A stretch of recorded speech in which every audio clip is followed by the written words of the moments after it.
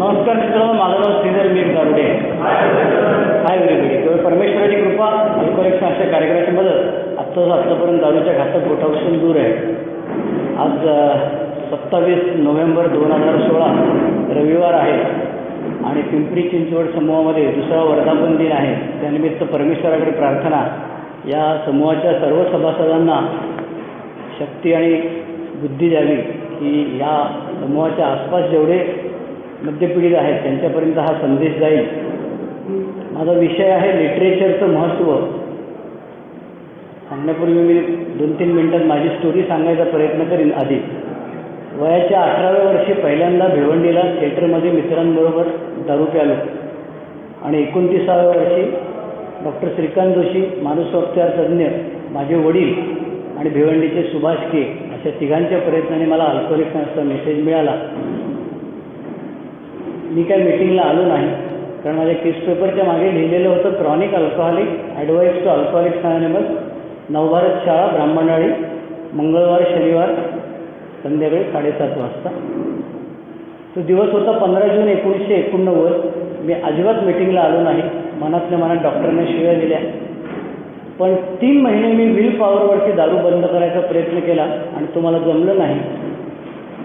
ज्या मित्राने मला डॉक्टरांकडे नेलं होतं त्याच मित्राने मला पुन्हा एकदा 23 सप्टेंबर 1989 या दिवशी पुन्हा एकदा अल्कोहोलिक्सच्या पहिल्यांदा मीटिंगला घेऊन आला. मद्यपाश नावाचा आजार, सनदभाई नावाचे सभासद आहेत, ते रिवायवरला असतात, ठाण्याहून भिवंडीला आले होते. त्यांनी मद्यपाश नावाचा आजार सांगितला. मी काही उलटसुलट प्रश्न विचारले.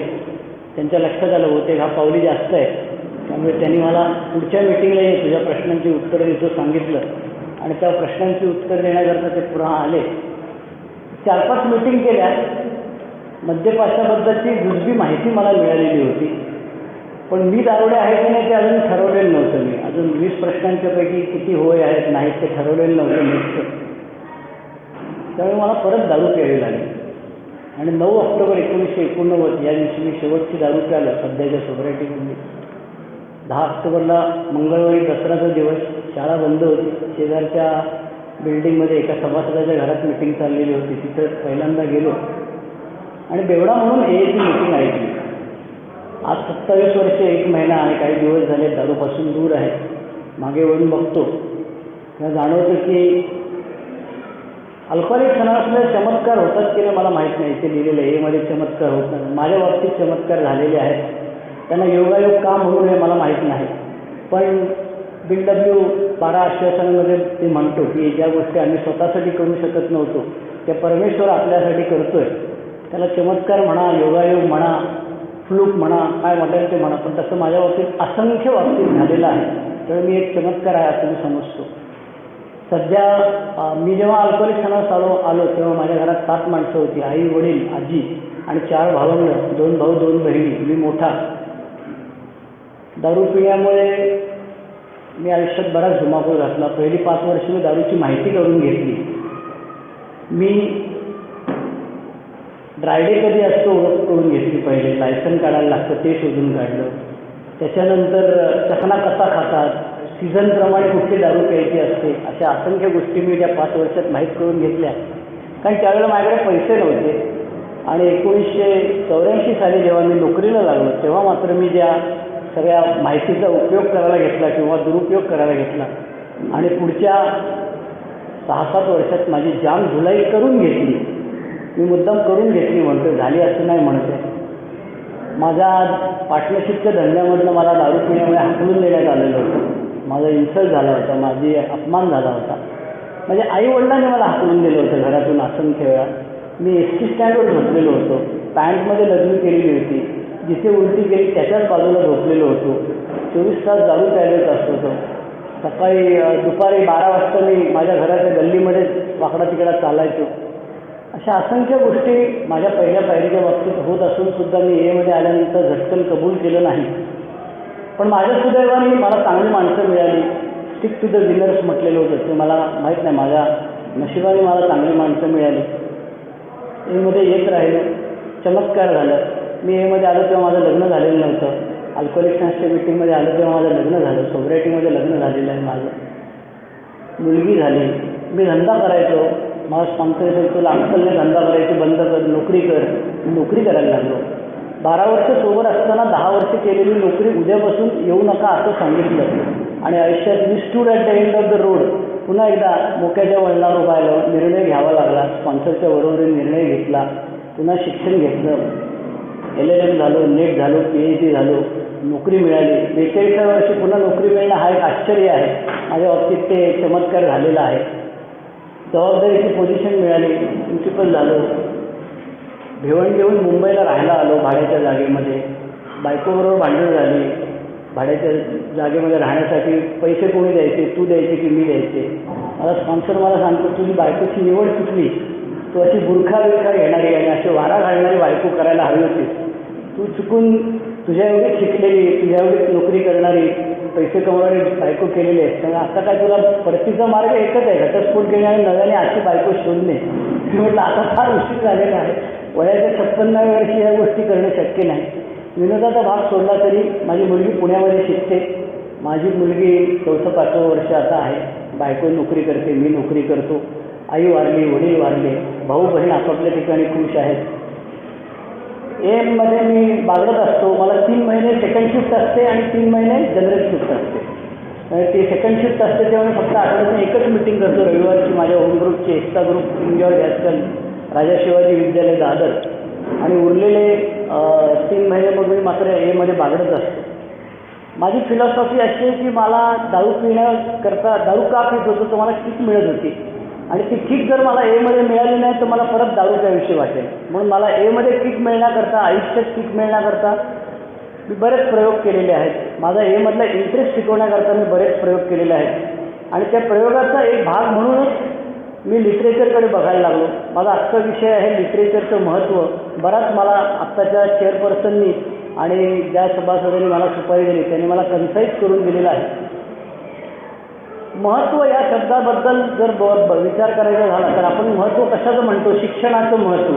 शिक्षणाचं महत्त्व ह्याचा अर्थ त्या शिक्षणाचा तुझ्या आयुष्यात काय उपयोग झाला किंवा होऊ शकेल.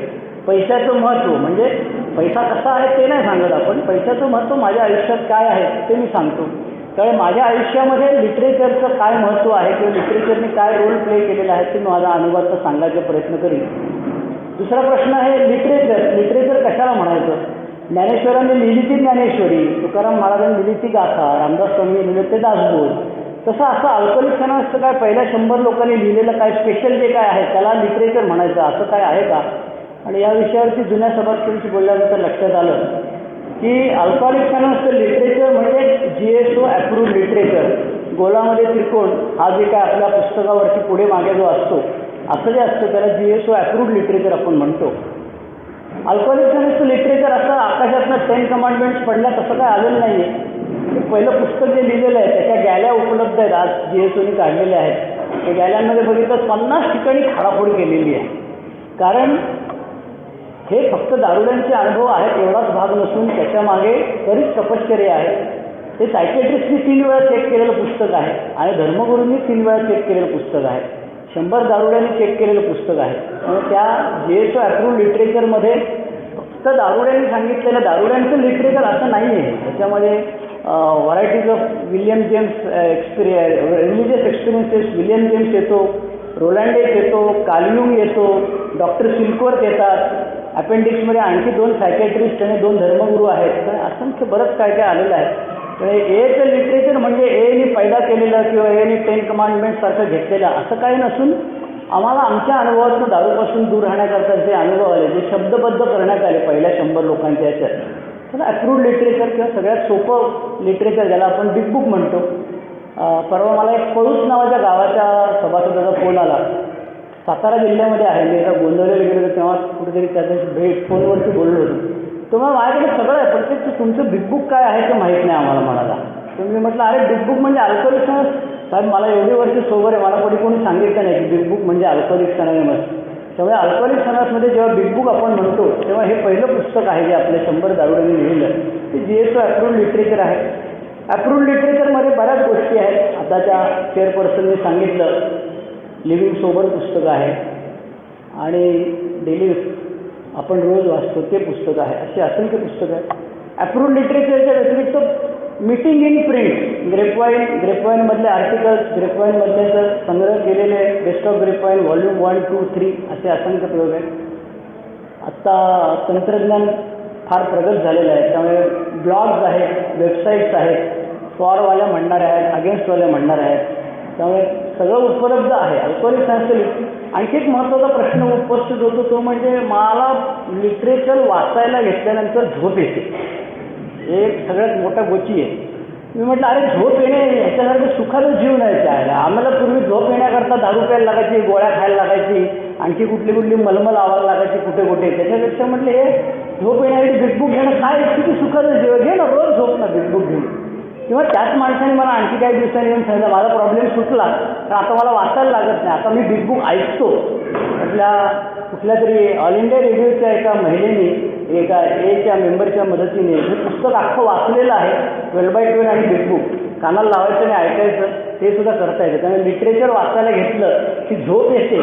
इंग्रजीत असल्यामुळे आम्हाला कळत नाही, मराठीत जे आहे ते प्रमाण भाषा आहे. अल्कोहोलिक समाजमध्ये आल्यानंतर मला कळायला लागलं की जर बिग बुकमध्ये सांगितलेला मद्यपान आजार मला पटलेला आहे, तर मग बिग बुकमध्ये सांगितलेल्या बाकीच्या गोष्टीसुद्धा मला पटवून घ्यायला पाहिजेत. न पटवलं तर मला काय अर्थ नाही. त्यामुळे लिटरेचरचं महत्त्व हा विषय मी आणखी कन्साईज करून बिग बुकचं महत्त्व किंवा बिग बुकचा माझ्या सोसायटीमधला झालेला रोल तो मी सांगायचा प्रयत्न करणार आहे. मी माझा अनुभव आणि बिग बुक असं दोन्ही सायमल्टेनियसली करणार आहे. आत्ताच रॉय येऊन गेला आहे मला वाटतं अजूनही. त्या रॉयची 2 मी सेशन्स ऐकली. त्याच्या आधी मी सुनील के, दादरचे जे सुनील के आहेत त्यांच्या बिग बुकच्या वर्कशॉपला 2-3 वेळा गेलेलो आहे. त्या सगळ्यातनं माझ्या अनुभवातनं मला बिग बुकची कशी मदत झाली ते मी सांगायचा प्रयत्न करीन.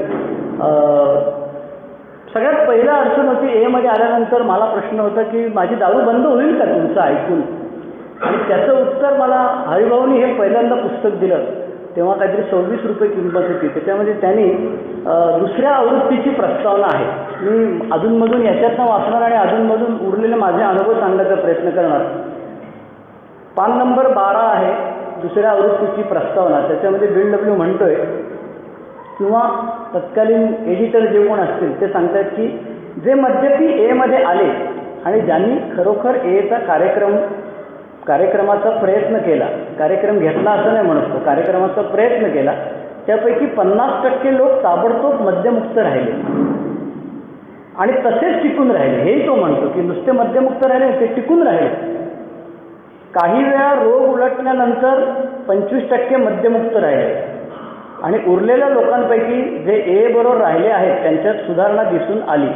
त्यामुळे मला जे प्रश्न पडला होता की अशी ऐकून कुठे दारू सुटते का, त्याचं उत्तर इथे दिलेलं की एच्या मिटिंगला आलेल्यापैकी 50% लोकांची दारू ताबडतोब बंद होण्याचे आणि तसे ते आयुष्यभर राहू शकतात. हा माझ्या दृष्टीने अल्कोहोलिक सायन्सच्या लिटरेचर दिलेला मला पहिला मोठा आधार होता की असं का बुवा, तुमचं ऐकल्यानंतर माझी दारू बंद होईलच याची गॅरंटी तुम्ही मला देऊ शकता का. ही गॅरंटी बिल डब्ल्यू म्हणतो अल्कोहोलिक सायन्सची दिलेली आहे. दुसरा प्रश्न होता की मी दारू मिळाली नाही तर मी चिडचिड कसा करायचो, तसं मी आता एमध्ये आल्यानंतर चिडचिड करणार आहे. या प्रश्नाचं उत्तर तुमच्याकडे आहे का. बिल डब्ल्यूनी लिहून ठेवलेलं आहे. त्याच्या स्टोरीमध्ये डॉक्टर्स ओपिनियन आधी घेतलेलं आहे. त्याच्यामध्ये पान नंबर 18 मी म्हणतो स्त्री आणि पुरुष मद्य घेतात ते त्यांच्यावर केलेला परिणाम त्यांना आवडतो म्हणून. आईला मी जाम बरं वाटलं. मला वाटलं होतं की अल्कोहोलिक सायन्समध्ये येऊन दारूला शिव्या घालतात की काय, पण हा म्हणायला लागला की नाही, ते आनंद मिळतो म्हणूनच ते घेतात. पण पुढे त्याच्यानंतर तो जेव्हा म्हणायला लागला की काही कालावधीनंतर त्यांना सत्य आणि असत्य ह्याचा भेद करता येत नाही. त्या अड्ड्यावरच्या मोठमोठ्याल्या घुशी आणि लोकांनी चणे खाऊन सालं टाकलेली जी असायची तो माझा चकना होता, कारण ते जास्त मीठ असायचं त्यामुळे ते मला आवडायचं. ते खरं जीवन आहे. संध्याकाळनंतर अंधाऱ्या प्रकाशामध्ये मगाशी कोणाला तरी म्हटलं अरे एवढे ट्यूबलाईट कशाला चाललेत, सूर्यप्रकाश येते बंद करा ट्यूबलाईट. माहीत नाही त्यांनी काय बंद नाही केल्या. अल्कोहोलिक सायन्समध्ये येण्यापूर्वी अंधारा ठिकाणांमध्ये माझं जे काय आयुष्य चालू होतं तेच मला खरं आयुष्य वाटायचं. ते प्याल्यानंतर मी पोलीस इन्स्पेक्टर असं वाटायचं. आणि अल्कोहोलिक सायन्सच्या मीटिंगमध्ये आल्यानंतर मला ते पहिल्यांदा कळलं की दारू नाही मिळाली तर माझ्या बाबतीत काय होत होतं त्याचं प्रत्यक्ष वर्णन डॉक्टर बॉब म्हणाले की बिल डब्ल्यूला भेटल्यानंतर ते 5.25 तास बोलल्यानंतर डॉक्टर बॉब म्हणाले की पहिल्यांदा माझ्या हृदयाची भाषा बोलणारा कोणीतरी माणूस भेटला. पण इतके दिवस मला दारू न पिणारे सांगायचे, अरे कशाला दारू पितो. मी सांगायचं तुमचं नाणं कान, तुम्हाला काय कळणार आहे प्यायला, तुम्ही कधी प्यालेलं नाही. आणि जे प्यालेले असायचे ते सांगायचे असं बोट बारीक करून दाखवायचे, तू किती इतकी पितोस ना, मग इतकी पी. मी म्हणाले तुला काय असं बोट बारीक करता येत असतं तर मग कशाला प्यालं असतं. बिल डब्ल्यू म्हणाला की काही मद्याचे प्याल्या घेतल्यानंतर येणारी स्वास्थ्याची व दुःख हलके करण्याची भावना. अरे मी म्हटलं ह्याला कळते झाल्या, 2 पेग गेल्यानंतर काय बरं वाटतं, ही भावना त्याला कळते. आणि तसा अनुभव पुन्हा येईस्तोवर मद्यपी अस्वस्थ, वैतागलेला आणि असमाधान. आयला हे 3 शब्द मला जाम आजही आवडतात. मी अस्वस्थ असतो, मी एका जागेवर बसू शकत नाही, एका गोष्टीवर विचार करू शकत नाही. मी आज प्यालेलो नाही, 27 वर्ष झाले, तरी देखील माझी ती अवस्था टिकू नये. म्हणजे ते सॉफ्टवेअर किती स्ट्रॉंग असेल विचार करा. साला मी प्रत्येक वेळी ते डिलीट करतो, पुन्हा येतं, डिलीट करतो, पुन्हा येतो. अजूनही मी अस्वस्थ आहे, वैतागलेला आहे आणि असमाधानी आहे. जे आहे त्याच्यामध्ये माझ्यामध्ये मजा येत नाही. आणि तो म्हणतो की हे सगळं असून सुद्धा जर तुला दारू सोडायची असेल तर तो म्हणतो यावेळी आवश्यक असतो तो संपूर्ण मानसिक बदल. मी दाढी वाढवली, मूछ वाढवली, केस उलटे फिरवले, असला बदल त्याला अभिप्रेत नाही आहे. त्याला अभिप्रेत वेगळा बदल आहे, तो मानसिक बदल आहे. आणि तो बदल घडून आल्याशिवाय व्यसनाधीन मद्यपाची सुधारणा होईल अशी आशा करण्यात अर्थ नाही. तो म्हणायला लागला जोपर्यंत मी बदलायला तयार होत नाही, हा बदल स्पॉन्सरने सांगून होणार नाही, हजारो मीटिंग करून होणार नाही, बायकोने लाथा घालून होणार नाही. जोपर्यंत मला वाटत नाही माझा तळ मी गाठलेला आहे तोपर्यंत मी हे काहीही होणार नाही. मग माझ्या मनामध्ये प्रश्न आला की बाबा रे, हे ॲलर्जी तुम्ही लोक जे म्हणतात ते ॲलर्जी काय भानगड आहे नक्की, आणि ही जात नाही का. माझ्या मनामध्ये बरेच प्रश्न होते की एवढी वर्ष झाली आज तुम्ही सुरू होऊन जगाच्या पाठीवर असंख्य गोष्टीमध्ये बदल झालेला आहे, ह्याच्यातही बदल होईल. पण बिल डब्ल्यू एके ठिकाणी म्हणाला पान नंबर 21 वरती, वैद्यकीय व्यवसायातील कोणत्याही उपचारांमुळे ही ॲलर्जी कायमची दूर करता येणे शक्य नाही. आईला एक दरवाजा बंदच करून टाकला त्याने एकदम. म्हणजे मी कधीतरी पुन्हा मापाने सुखाने दारू पिऊ शकेल असा जो काय माझा विचार होता तो त्यांनी एका वाक्यात बंदच करून टाकला. आमच्या दृष्टीने एकच सोडवणूक अंमलात आणण्यासारखी आहे आणि ती म्हणजे सदा सर्वदा मद्यपानापासून दूर राहणे. एंटायर ॲब्स्टिनन्स हा त्याच्यावरती आलेला उत्तर आहे. आणि हे कळायला लागल्यानंतर मग मला कळायला लागलं की बाबा रे, मग ह्या सगळ्या गोष्टीमध्ये माझ्या विल पॉवरचा काय संबंध आहे. मी तर माझी स्ट्रॉंग विल पॉवर आहे, मी कुठल्याही गोष्टीमध्ये वापरू शकतो. बिल डब्ल्यू आपल्या स्टोरीमध्ये म्हणायला लागले की माझ्या ह्याचा काय उपयोग होणार नाही. कारण इथे जे अनुभव ऐकायला लागलो ते सगळे अनुभव ऐकल्यानंतर मला माझ्या ज्या काही इच्छा आकांक्षा होत्या की एक दिन तुमको दिखाऊंगा, थोडी पिऊन मजा करून दाखवेल, पुन्हा डान्स करून दाखवेल. बिल डब्ल्यू म्हणाला की मला आधीच कळून चुकले होते आणि ती कल्पना स्वागत. वस्तुतः हा माझ्या अभिमानावर प्रचंड आघात होता. स्वतःबद्दल आणि स्वतःच्या सामर्थ्याबद्दल माझ्या केवढ्या कल्पना होत्या. मला अभिमान वाटत असे की वाटेल त्या अडचणींवर मात करण्याची माझ्यामध्ये ताकद आहे. पण मद्याने मला कोंडीत पकडलं होतं आणि आता भीषण अंधकारात झेप घेण्याची वेळ माझ्यावर आली होती. मला निर्णय घ्यायचा होता, खाली जायचं बॉटमलेस पिटमध्ये की वरती उजेडाच्या दिशेने यायचं. आणि त्याच्याकरता अल्कोहोलिकने सांगितलं की स्वतःच्या सामर्थ्यावरती तुझ्या गमजा चालणार नाही. मग तुला काय करायला पाहिजे, ह्याच्यावरती काय उपाय आहे का. हे जेव्हा मी लिटरेचरमध्ये शोधायला लागलो तेव्हा मला कळायला लागलं की पान नंबर 22 मराठी बिग बुक जे आहे ते त्यांनी सांगितलं की हे सगळं का होत होतं. असं मला कळत नव्हतं मी अशी का दारू पित होते. Mental obsession coupled with physical allergy, कधी बरा न होणारा आजार, सतत वाढत जाणारा आजार, ती सगळी विश्लेषणं तुम्ही सांगत होतात. पण जेव्हा हे मी वाचलं, वस्तुस्थिती अशी आहे की बहुतेक मद्यासंतांची काही अज्ञात राहिलेल्या कारणांसाठी मद्याबद्दलची निवड करण्याची शक्तीच नाहीशी झालेली आहे. मी हेमध्ये आलो तेव्हा मला हे दारूबद्दलचं पटलं. आज मला माझ्या आयुष्यात निवड करण्याची शक्ती गेलेली आहे. काल मी आणि सुभाष एका हॉटेलमध्ये जेवायला गेलो होतो आणि त्या वेटरने विचारलं तुम्हाला श्रीखंड आणू का बासुंदी आणू. आणि मी सांगत होतो त्याला तुमको जो अच्छा लगता है लेके आओ. ते वेटर बघायला लागलं माझ्याकडे, अरे गिळायचं तुला आहे ना मेल्या, माझ्या चॉईसचं काय करतो. मला चॉईस नाही म्हणजे मला गिळायचं काय त्याचीही चॉईस नाही. बासुंदी पाहिजे का आम्रखंड पाहिजे तर तुला काय आवडतं ते तू घेऊन ये. म्हणजे माझी निवड करण्याची शक्ती दारूबद्दल गेलेली आहे असं नाही. माझी ते सॉफ्टवेअर डेव्हलपच झालेलं नाही कधी, ती फाईलच करप्ट झालेली आहे. पहिल्या एकच प्याऱ्याच्या बाबतीत आम्ही बचाव करण्याच्या परिस्थितीतही नसतो. आमचा बचाव यायचा असेल तर तो दुसरीकडनं कुठून तरी यायला पाहिजे आणि हे त्या डॉक्टर ओपिनियनमध्ये त्याने सांगून झालं, BLWने स्वतःच्या मतामध्ये स्टोरीमध्ये सांगून झालं. आणि त्याच्यानंतर मात्र तो देर इज अ सोल्युशन म्हणाला की येस, याच्यावरती उपाय काहीतरी आहे. याच्यावरती उपाय आहे म्हटल्यानंतर तो उपाय कसा करायचा, तर परमेश्वराची मदत घ्यायला जायचं. आणि परमेश्वराचं आमचं काय जमत नव्हतं. पण अल्कोहोलिक्स अनॉनिमसमध्ये येण्यापूर्वी मी वारकरी संप्रदायामध्ये घरामध्ये जन्माला आलेलो होतो. काहीतरी नीती नियम खोटं बोलू नये वगैरे शिकलेलो होतं. आणि मला असं वाटतं की मी आणि बापू आमच्या भिवंडीचे एकदा एका देवळात भेटलो आणि बापू मला म्हणालेलं आहे, ह्या बाबा आहे ना, या बाबाच्या मांडीवर मी खेळलेलो आहे. अरे मी म्हटलं, हे बाबाचं प्रवचन चालू असताना मी पण इथेच झोपलेला असतो. आणि नंतर एकमेकांना हातात हात म्हणून विचारलं, हा बापू मग आपण बेवडे का झालो? बापू म्हणाले, अरे त्याचं उत्तर नाही, त्याचं उत्तर BLW म्हणतो. नीतिनियम आणि जीवनाचं श्रेष्ठता तत्वज्ञान, आम्हाला सगळे नीतिनियम तोंडपाठ होते राव. ही मद्यासक्तीवरती मात करण्याला समर्थ ठरली असती तर आमच्यापैकी अनेक लोक फारच पूर्वी यातून निभावून गेले असते.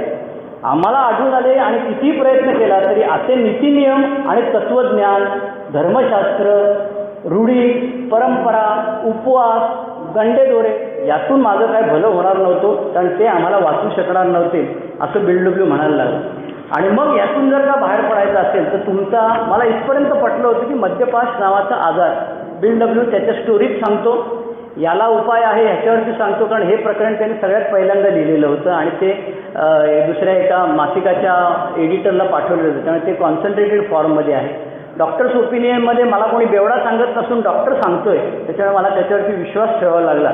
पण हे सगळं करत असताना मला वाटलं होतं की आता तुम बोलो हम करताय, हम अकेला सब करेगा, तुम यू डोंट वरी. आणि मग माझ्या लक्षात यायला लागलं की अरे ह्या एकट्याने करायचा धंदा नाही आहे.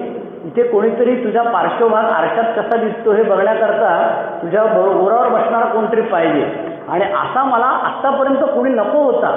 मी प्रचंड डिफायंट माणूस आहे, अवज्ञा करणारा माणूस आहे. येथे शेंद्राची बोटे पुसू नये असं मारुती देवळात लिहिलेलं असतं. नवीन रंग लावला की तिथे ते पेंटिंग केलेलं असतं. मी मुद्दाम रंगामध्ये त्या शेंद्रात बोट घालायचं आणि 7-8 बोटं लावायचं त्याच्याकडे. नाना टांग तुमच्या शेंद्राची बोटं कुठे बसाय, तिथे फडकं लावलेलं नसतो. तुम्ही सांगितलं उजवीकडनं जा की मी डावीकडनं जाणार. आणि मग हे लोक सांगायला लागले की तुला कोणाला तरी ऐकायला लागेल. मी तर अजिबात तयार नव्हतो ऐकायला. पण BLW म्हणायला लागले, पान नंबर 60 वरती BLW म्हणतात, या जगात सुखाने आणि दीर्घकाळ जगावयाचे असेल तर कोणाशी तरी आपण सर्वस्वी प्रामाणिकपणे राहिलं पाहिजे. ह्याला कोणाशी तरी प्रामाणिक राहायचं, आईबापाबरोबर राहिलं नाही, मित्रांबरोबर राहिलो नाही, साहेबाबरोबर राहिलो नाही. आणि हा कोणतरी उपटसुंब मध्ये आल्यानंतर पहिल्यांदा 100 लोक होतं म्हणून त्यांनी म्हटलं की ए मेंबर नसेल तर धर्मगुरूंकडे जा किंवा सायकॅट्रिस्टकडे जा. आता प्रचंड ए मेंबर असल्यामुळे धर्मगुरूंकडे आणि सायकॅट्रिस्टकडे जायची आवश्यकता नाही आहे, ए मेंबर आहे, त्यामुळे तो काय प्रॉब्लेम नाही. आणि मग मला कळायला लागलं की ज्याच्याशी हा जिव्हाळ्याचा आणि गुप्त वार्तालाप करायचा त्याची निवड करताना फार काळजीपूर्वक विचार करणे तसेच योग्य तसेच नैसर्गिक आहे. मी केलेला उपाय मला अजूनही आवडतो. तो म्हणजे पहिली गोष्ट म्हणजे माझा स्पॉन्सर व्हायची लायकी असलेला माणूसच या जगात नाही आहे. कारण मी किती शिकलेला, मी किती हुशार असा माणूस जगात नाहीच आहे. चांदी जैसा रंग सोने जैसे बाल, एक मी शहाणा तुम्ही सगळे गाढव. ते गाणं ऐकून ऐकून ऐकून मला खरंच आयुष्याचे तत्वज्ञान बनलं होतं की मी एकटा शहाणा बाकी गाढव. पण एका मिटिंगमध्ये आल्यानंतर मला सांगितलं एका जुन्या माणसाने की तू 4 माणसांची नावं लिहून काढ की जे तुझ्या मते ज्यांची लायकी आहे तुझा स्पॉन्सर व्हायची. त्यातल्या पहिल्या माणसाकडे जा, त्याला विचार तुमचा स्पॉन्सर आहे का, तू 4थी पायरी घेतलेली आहेस का, आणि मला 4थी पायरी घ्यायची आहे म्हणून तू माझा स्पॉन्सर होशील का. त्याने हो म्हणाला तर पुढचा प्रश्न मिटला, नाही म्हणाला तर त्याच्या पुढच्या माणसाकडे जा. आणि ही आयडिया मी केली. मी असंख्य लोकांना सांगितलं आणि त्या सगळ्यांनी सांगितलं की 4 माणसांची लिहून घेतली की मला स्पॉन्सर मिळतो आणि मी स्पॉन्सरचं ऐकायला तयार होतो. कारण BLW मला तसं सांगतो की बाबा स्पॉन्सरचं नाही ऐकलं तर वांदे होतील. आणि म्हणून मग अल्कोहोलिक्स अनॉनिमसमध्ये आल्यानंतर मी सांगितलं की तुमचा मद्यपाश मला पटला, तुम्ही जो काय ॲलर्जी आणि हे सांगितलं, क्रेविंग सांगितलं ते मला पटलेलं आहे. आता अभी क्या करणे का बोलो. आणि अभी क्या करणे का तो म्हणायला लागला की आता आम्ही चैतन्यपूर्ण कृतीच्या कार्यक्रमाकडे वळायला लागलो. पहिल्या, दुसऱ्या, तिसऱ्या पायरीपर्यंत भेजात काय काय कुडकुड चाललेलं होतं. 4थ्या पायरीला तो म्हणायला लागला की आता आम्ही, आणि तो फटके द्यायला लागला. आणि हे फटके त्यांनी दिले होते म्हणूनच मी सहन करू शकलो, मला दुसरा कोणी सांगितलं असतं ते पटलं नसतं. BLW म्हणाला लागला मद्य हे केवळ बाह्य लक्षण होते, म्हणून आम्हाला खरी कारणे आणि परिस्थिती यांच्या मुळाशी जाणे भाग होते. आम्ही व्यक्तिगत गुणदोषांची नोंद करू लागली. ही 4थी पायरी होती. आणि या 4थी पायरीमध्ये माझ्या स्पॉन्सरने सांगितलं की 12x12 आत्ता घेऊ नकोस, 12x12ला अजिबात हात लावू नको, हे आपलं जेवढं लिहिलं तेवढं घे, मग पुढचं बघू आपण. 3 आयटम दिलेले होते. पान नंबर 57 मराठी बिग बुक किंवा इंग्रजी घेतलं तुम्ही तर त्याच्यावरती पान नंबर 52वरती आहे. सगळ्यात पहिला होता खुन्नस. आणि मग मला आठवायला लागलं की माझ्या वडिलांची चामड्याच्या चपलेचा आवाज असा दूर 20 फुटावरनं आला तरी मला डोक्यात तळपायाची आग मस्तकाला जायची. आणि मला वाटायचं ह्या माणसामुळे माझ्या आयुष्याची काशी झालेली आहे. आणि BW म्हणायला लागला की खुंची चीड हाच पहिल्या क्रमांकाचा गुन्हेगार आहे. दुसऱ्या कोणत्याही स्वभावदोषापेक्षा या स्वभावदोषाने जास्तीत जास्त मद्यासक्तांचा नाश घडून आणलेला आहे. आपल्यातल्या बऱ्याच लोकांनी आत्महत्या केल्या, परत दारू प्यायला, बायकोच्या थोबाडीत मारले, साहेबाच्या कानाखाली आवाज काढला. या सगळ्याच्या मागे मुख्य कारण होतं रिझेंटमेंट. अल्कोहोलिक अनॉनिमसच्या मीटिंगमध्ये आल्यानंतर मला मद्यपाशावरून जर बाहेर पडायचं असेल, माझं हे जर ऑब्सेशन कमी व्हायचं असेल, मेल्यानंतर तुम्ही जेव्हा म्हणाल की हा आता मद्यपाशातून मुक्त झाला, त्या एका विशिष्ट क्षणापर्यंत माझी जर आध्यात्मिक पातळी मला टेकवायची असेल, ठेवायची असेल, कॉन्स्टंट ठेवायची असेल तर मला ह्यातून बाहेर पडायला लागेल. BW म्हणायला लागले की काही करायची आवश्यकता नाही आहे, कशी 4थी पायरी घ्यायची. अरे ह्याच्यात लिहिलेलं आहे. तर बदलापूरचा सुधीर 5 तासाचा कार्यक्रम घेतो 10 ते 5 आणि तो हे जे सगळं लिहिलेलं आहे त्याच्यातनंच ते क्रकाने बनवलेले आहेत. तो म्हणतो की आम्ही शारीरिक आणि मानसिक दृष्टीनेच नव्हे तर आध्यात्मिक दृष्टीने आजारी आहोत आणि ह्या आजारावर मात करायची असेल तर स्वभावदोषांचा विचार करताना आम्ही कागदावर नोंद केली, ऑडिओ रेकॉर्डिंग नाही केलं. मला वाटायचं की ऑडिओ रेकॉर्डिंग करायची आणि त्याला द्यायची, ऐक तू तिच्या याला तुला पाहिजे तेव्हा ऐक, मी शांतपणे घरी बसतो, बाद में देखेंगे, तुझं काय असेल तो रिपोर्ट तू मला पाठवून दे, ती कसा रिपोर्ट पाठवतो पिंकमध्ये तसा तू पाठवून दे. तुम्हाला लक्ष नाही, इथे बसायचं आणि समोर वाचायचं. आम्ही कागदावर नोंद केली त्या व्यक्तींची, वडील, बायको नव्हती तेव्हा, आई, साहेब, या सगळ्यांची नोंद केली. संस्थांची नोंद केली. काही धर्म होते, काही तत्व होती, अंथरून पाहून पाय पसरा वगैरे, ते मला आवडत नव्हते. आणि ते माझं काय चुकलं, BW त्याच्यामध्ये टेबलच दिलेलं आहे की मला ब्राऊन आवडत नाही कारण त्याचं माझ्या बायकोकडे लक्ष आहे. कारण त्यांनी माझ्या प्रेयसीबद्दल बायकोला सांगितलं, माझं ऑफिसमधलं काम त्याला मिळण्याची शक्यता आहे. आणि BW म्हणाला की मी त्याच्यावरती कसा रिॲक्ट झालो, मी काय केलं. BW म्हणाले की मी काय केले हे लिहिताना छोटीशीच जागा लागते आणि त्याचं काय चुकलं हे लिहिताना एवढी मोठी जागा लागते, ही आमची शोकांतिका आहे. मी हे सगळं पहिल्यांदा लिहिलं, माझ्या स्पॉन्सरकडे घेऊन गेलो, त्यांच्यासमोर वाचलं आणि ते म्हणायला लागले की अरे हे सगळं तुझ्या वडिलांनी स्वतःची जर 4थी पायरी लिहिली असतीस तर त्यांनी जे लिहिलं असतं ते तू लिहून आणलेलं आहे. इथे तू हेच साफ करायला आलेलं नाही, इथे तू स्वतःची साफ करायला आलाय. तर तुझं काय चुकलं ते लिहि आहे. ते पानं 20 फेकून दिली, परत नव्याने मला लिहायला सांगितलं. आणि मग मला त्याच्यामध्ये कळलं की माझं काय काय दुखावलं गेलं होतं, माझा सेल्फ एस्टीम दुखावला गेला होता. त्यांनी जाणीवपूर्वक मला वाटतं इगो शब्द न वापरता सेल्फ एस्टीम वापरलेला आहे. कारण इगो शब्दाची बरीच रूपं आपल्याला बघायला मिळतील. मी कबूल करायला कदाचित मला माझा इगो हर्ट झाला हे कबूल करायला सुद्धा मी तयार झालो नसतो, म्हणून त्यांनी सेल्फ एस्टीम शब्द वापरलेला आहे. त्याच्यानंतर पॉकेट बुक्स म्हणतो, पैशाला माझा धक्का बसला का, ॲम्बिशन्सला धक्का बसला का, व्यक्तिगत संबंधांना धक्का बसला का, आणि last but not list sex, माझे जे काही भानगडी होत्या त्या भानगडीमध्ये माझ्या तिथे कुठे धक्का बसला होता का हे मला बघायचं होतं. आणि हे सगळं करायला लागल्यानंतर मग मला कळलं की माझे रिझल्टमेंट्स मला लिहून काढायला पाहिजे, त्याच्यात माझं काय चुकलं हे लिहून काढायला पाहिजे, त्यांचं काय चुकलं ह्याच्याबद्दल.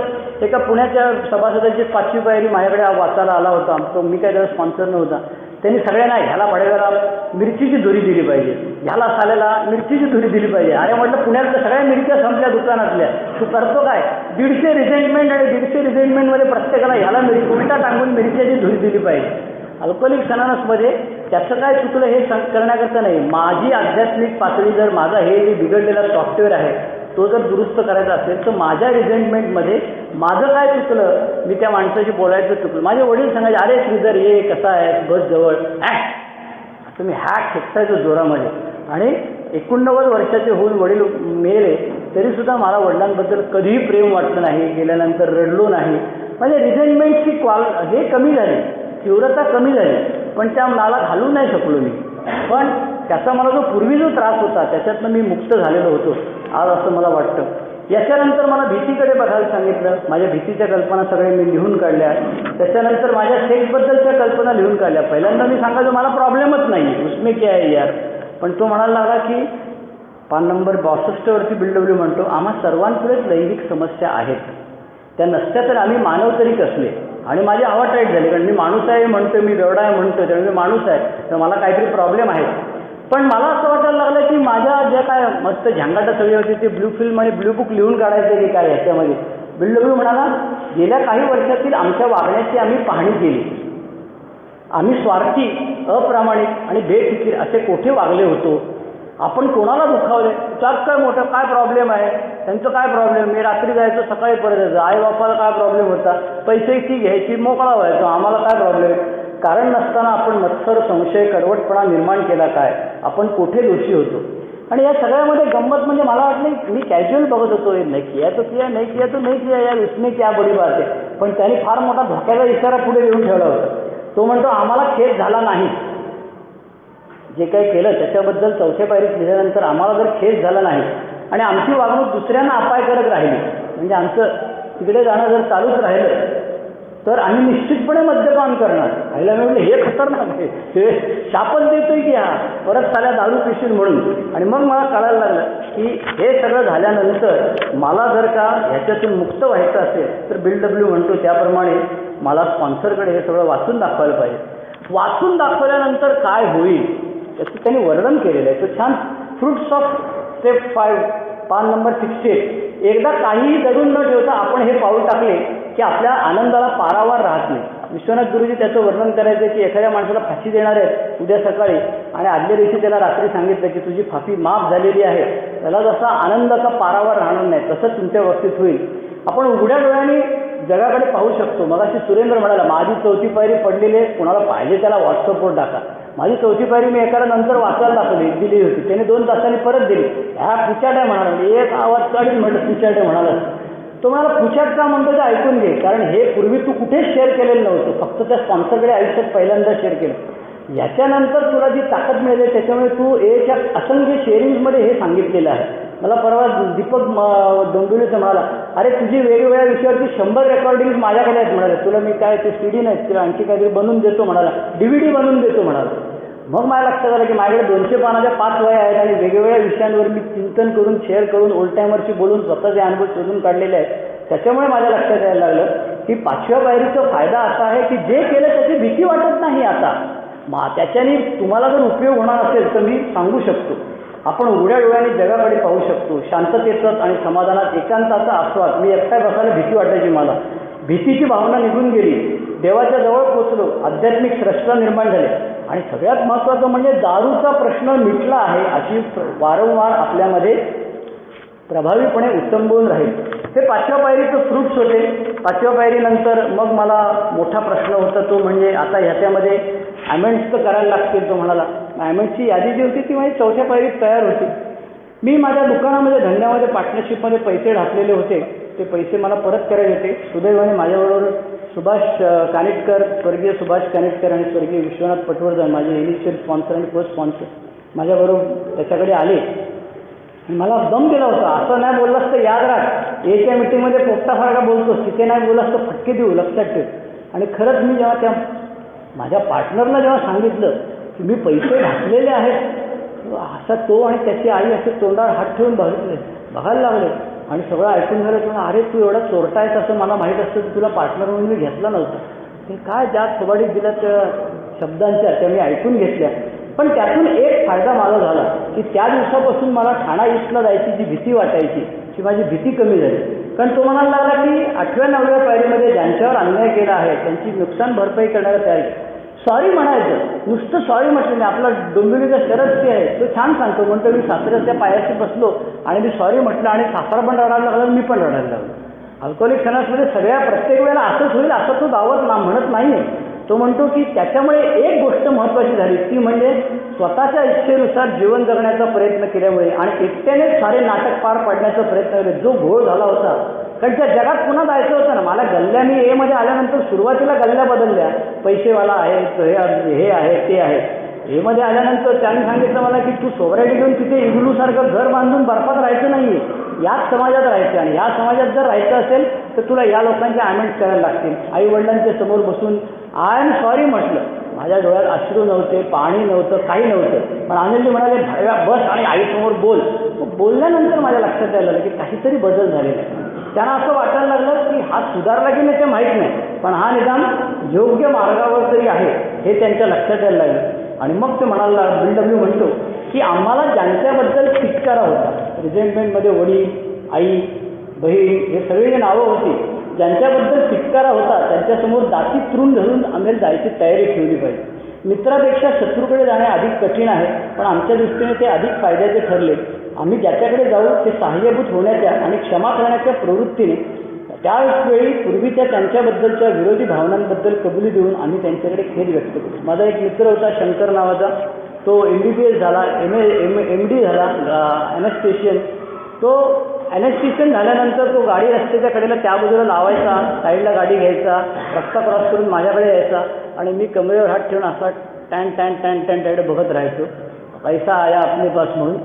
त्याची जेव्हा मी सॉरी म्हणायला गेलो की अरे तुझा राग मला अमुक अमुक कारणानंतर, त्याच्यानंतर माझ्यात बदल झाला आणि मी रस्ता क्रॉस करून त्याच्याकडे जायला लागलो. कधीतरी रस्त्यात भेटल्यानंतर स्वतःहून हात मिळवायला लागला. हा जो माझ्यामध्ये बदल झाला हा 9व्या पायरीने झाला. आणि हे सगळं करत असताना माझी दारू बंद झालेली होती, माझे बरेचसे प्रॉब्लेम्स कमी झालेले होते. आणि BWला प्रश्न पडला की हे होईपर्यंत पुरेसं झालं की नाही झालं, म्हणून तो 12 आश्वासन देतो, ज्याच्याबद्दल पुढे मिलिंद बोलणारच आहे. आपल्या विकासाच्या या अवस्थेबद्दल आपण जर परिश्रमपूर्वक प्रयत्न केले, परिश्रमपूर्वक प्रयत्न करायचे म्हणतो, अर्धा पल्ला गाठण्यापूर्वीच विकासाची गती पाहून आश्चर्यचकित होऊ. आणि हे सगळं केल्यानंतर जर का मला एकांतात भेटायचं असेल दुसऱ्याला तर मला काय करायला पाहिजे. 8वी 9वी झाली, 10व्या पायरीमध्ये मी चिंतन करायला लागलो. रोज स्पॉट इन्व्हेंटरी, वेगवेगळे प्रकारे इन्व्हेंटरी दिले. साहेबांनी बोलवलं, सांगितलं, शिपाई निरोप दिला की माझी चड्डी पिवळी व्हायची आणि मला खरंच स्पॉट इन्व्हेंटरी घ्यायला लागायची की आपलं काय चुकलंय का या 4-8 दिवसामध्ये, आपली हजामत करण्याकरता का बोलवलेलं असेल आपल्याला साहेबांनी. या सगळ्या प्रश्नांची उत्तरे मी शोधायला लागलो. स्पॉट इन्व्हेंटरीमध्ये रोज काय चुकलं, आज मी स्वार्थी होतो का, इत्यादी प्रश्न स्वतःला विचारायला लागलो. 11व्या पायरीचं ध्यान मात्र मी खूप उशिरा सुरुवात केली. मला स्पॉन्सर सांगायचं, मला बोंबलून, अरे डोळे मिटून बस. मी बोललं नाही, डोळे मिटून मला भलतंच काहीतरी दिसतं, मी नाही डोळे मिटत, घाबरतो मी डोळे मिटायला. 22 वर्षाच्या सोबऱ्याटीनंतर मी ध्यानाचा एक कोर्स केला 10 दिवसाचा. पुन्हा तिथे गेलो. त्यांना म्हटलं अहो काय जमत नाही हो बसायला, वाकडा तिकडा टिंग टिंग टिंग टिंग असं होतं. ते म्हणजे ठीक आहे ना, ते तुमचं इकडे बिघडलेलं आहे ना, ते सुधारायला वेळ लागेल म्हणाला. असं एका दिवसात डोळे मिटल्याने लगेच तुम्ही झालात असं काय होणार नाही. आणि मग असं करायला लागल्यानंतर मला कळलं की जे मला मिळाले ते दुसऱ्याला द्यायला पाहिजे, पण ते दुसऱ्याला देण्याची पद्धतसुद्धा काहीतरी BWने लिहून ठेवलेली आहे. उठला बुवा, चालला गावा, कोणाच्या पण पत्ता मिळाला, घुसला घरामध्ये आणि स्टोरी सांगायला सुरुवात केली. असं नसून आमचा दत्ता आता सध्या अल्कोहोलिक अनॉनिमसच्या बिग बुकमध्ये सांगितलेलं इतरांबरोबरचे कार्य या विषयावर 10 ते 5 वर्कशॉप घेतो. ज्यांना शक्य असेल त्यांनी त्याच्याशी बोला. माझ्याकडून बऱ्याच चुका व्हायच्या. मी काय करायचो, घरातल्या सगळ्या लोकांना गोळा करायचो आणि मोठ्याने माझी स्टोरी सांगायची, काय ती मर्दुमकी गाजवल्यासारखी.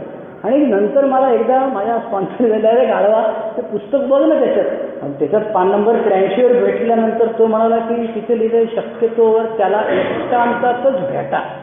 BWने डॉक्टर बॉब एका लायब्ररीत भेटले होते, ते काय ॲनी आणि हिच्यासमोर भेटलेले नव्हते. मग मला लक्षात आलं, अरे आपण काही चुकीच्या पद्धतीने करतोय. या पुस्तकामध्ये बऱ्याच पद्धतीच्या ज्या सूचना दिलेल्या होत्या माझ्यासाठी त्या करायला लागल्यानंतर मला कळायला लागलं की मी काय करतोय. आणि मग माझ्या लक्षात यायला लागलं की माझ्या धंद्याकडे मी बघत नाही आहे, एमध्ये नाचतोय किंवा पैशात पैसा करायला लागतोय.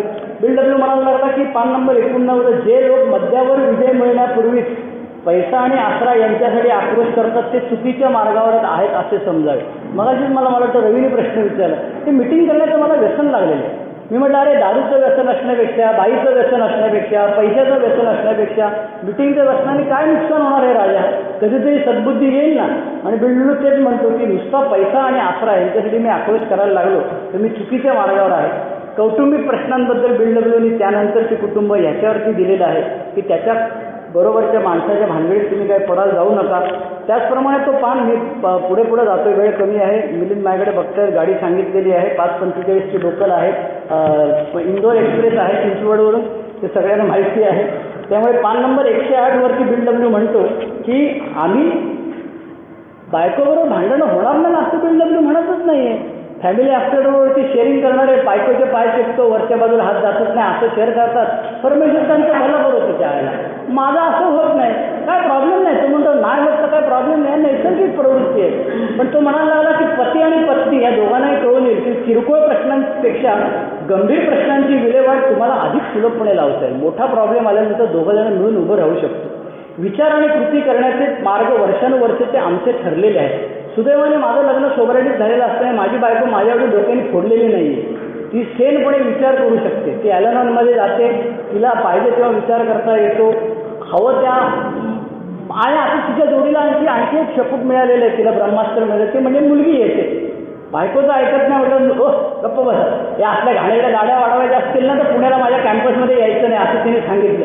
आईला जख मारून मी दाढी वाढवली, मस्तपैकी 2.5 महिन्याची काढली आणि मग पुण्याला तिला कॅम्पसला भेटायला गेलो.